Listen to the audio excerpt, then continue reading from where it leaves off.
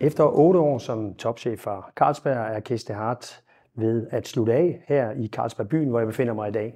Vi har fået lov at lave et interview med Cees Hart, og vi taler lidt mere med ham omkring hans liv som topchef og hans erfaringer igennem tiden i Danmark. Så velkommen indenfor til endnu en udgave af Mød Topchef. So, Cees, you've decided to leave Carlsberg here at the end of August 23.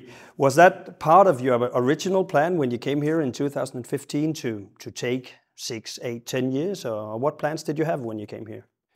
Well, when I had my first meeting with Flemming Bezenbacher, basically he asked me to promise at least, or commit at least 5 years, and okay. I promised 5 years, and it became 8. So when did you actually sort of decide that you had to leave on this specific date? Was it sort of an evolving process over the years, or? No, you're not that specific until a very late moment, but there is a process, of course, to have a discussion with the board about how long you would like to stay without pinpointing a certain day or a certain date or even months. But at the moment you move to 65 and after 8 years, I personally also think, by the way, that after 7, 8 years it is good that the CEO will change for another CEO to get other lens on the business, other maybe energy again. So it's good at a certain moment to make a change. So the crises that have been and are there now, actually they were not sort of saying to you, or a voice in the back head saying, I need to stay a few more years? Or? Well, there's always a crisis over the last 3 years. So I took 3, and these 3 indeed delayed my farewell. So. Okay. If we look at your leadership, is it? Can I ask you what is describing you as a leader? It seems to me like you are setting a goal, and you are ambitious and precise, also humoristic. But what do you see describes you as a leader? Yeah, it's always better to ask others than to talk about yourself. But I think in general in leadership there are 3 things very important, which I hope also adhere to.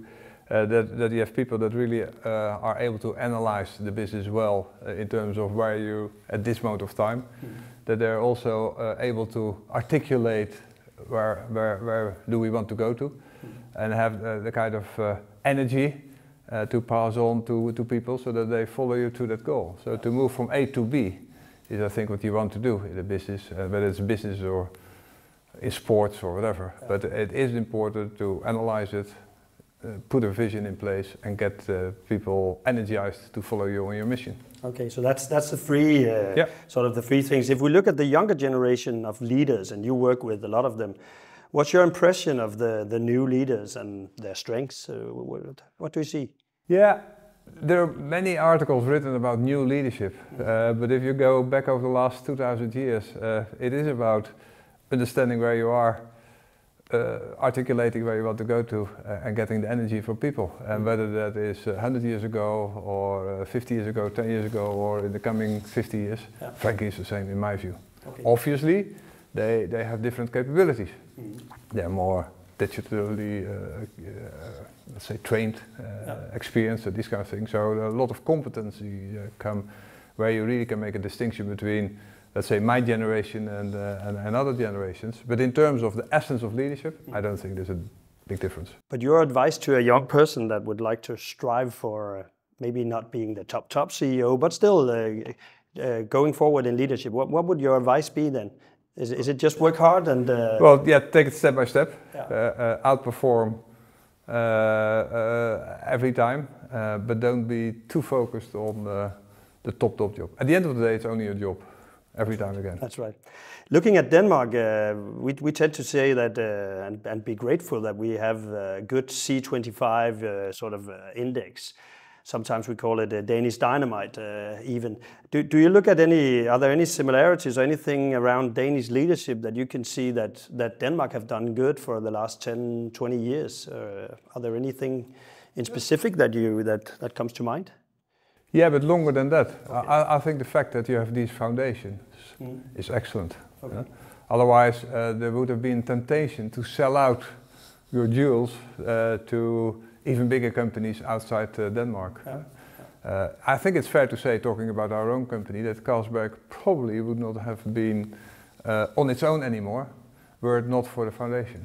So I think this system, if you like, is really excellent for the country. And also maybe for the private investors that I represent, that we can participate but not take the lead, so to speak. True.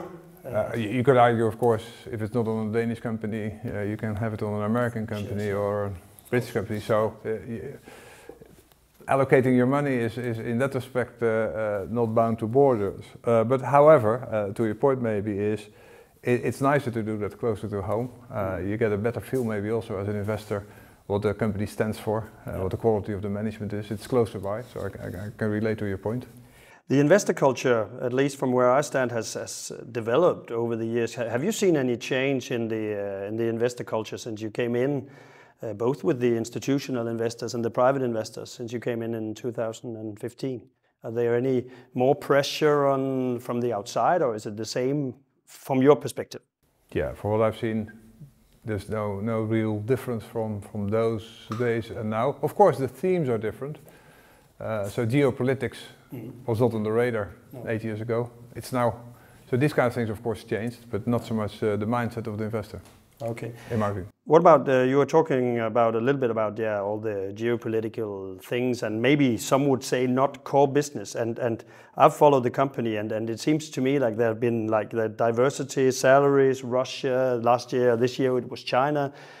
Have you sometimes felt that Carlsberg, since it's such a well-known company, has had to take the struggles for other companies, because there has been a lot of debates around the company? Yeah, but we are an iconic Danish company. We have iconic brands like Carlsberg and Tuborg and so on. So the fact that we are so close to the society is a blessing, and sometimes comes also with some challenges. No, it's when you're in a branded company, then you know that society is watching you and is critical of you. Yeah. So you had to sort of take what came and were not that sort of. There's no exit on that. No. So you had to live with that over the years. Yeah. Do you think that the politicians and the industry associations, as actually I've sort of stated, has to help Carlsberg and other companies in getting, solving some of these problems? Yeah, what helps, of course, is that somebody else is making statements that at the moment that I or Carlsberg would say that would be seen as very defensive. So Danish industries, for example, has at a certain moment also put a bit of, if you like, a color on some of our decisions or other companies' decisions. So put it all together. So well, this is the context in which these kind of decisions have been taken, and that of course helps a lot when, and if you like, not an outsider, but somebody outside our own company is making these kind of statements. Great. So it's soon time to leave here at Carlsberg. What will you miss the most? I mean, maybe it's not the beers. I can still drink the beers. You can still have that's what I have the cannot beers. miss. It's the people, and it's this kind of passion to do it better. At a certain moment, we talked about the purpose from the past, which was put by the founders already, and we articulated it in a slightly different way, but it's still the same. That's brewing for a better today, which is about great beers, good, excellent quality, focus on the customers and the consumers, but also for leaving some legacy. So brewing for a better tomorrow. And that's really engraved in this beautiful company. So in that respect, I will miss it dearly. Yeah, but you have played a part, and thank you for that. So thank you. So what are the plans for the future? I heard that going back to your wife and not commuting is one of the plans. That's one. And then the day or the 2 days after my farewell, we go for holiday for a month, and then I will have a few board positions. One is Mondelez, the other is Randstad. So yeah, I think I will have a slightly different way of living, of course, because I don't have the day-to-day pressure anymore, but stay in touch with business. And not any official plans or any plans of connecting still to Denmark, but not anything on the program for the. Not at the moment. No. Okay, but hope to see you here at least. Thank you very much. So now we are almost there where you are the private person, and I can ask you: do you invest yourself like a private investor? Yeah. And how do you do that? A lot in Carlsberg. Okay.